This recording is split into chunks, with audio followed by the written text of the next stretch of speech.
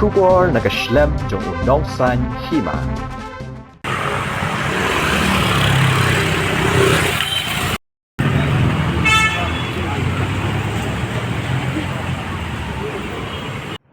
Kum ka parti nga ban siya budget kli mo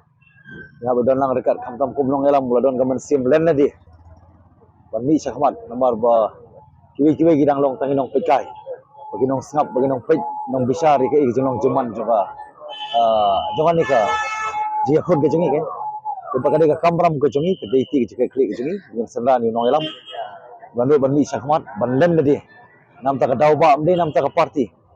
Nduru nam taka next election, kamtam nam taka next generation, kamtam lagi kod kikti.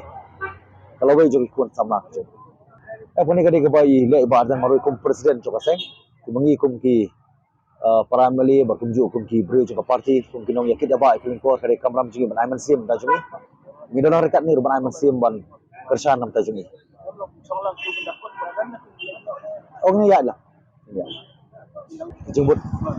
tengah highlight itu belum borok kani kadi kadau ba jing listing jong government ba klaim dia nak banta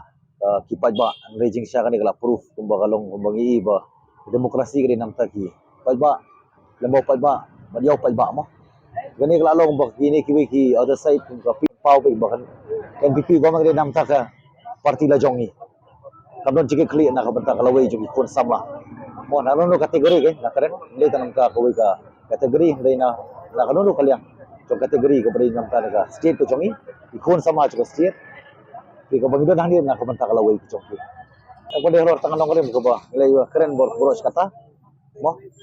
nyetip ba markam simsa farkum ka popos berkalong mo silang de hor tanang ngorem ko bangidon neru nam ta bandawa o manyele persya ki parlok garo ngile persya ba ka policy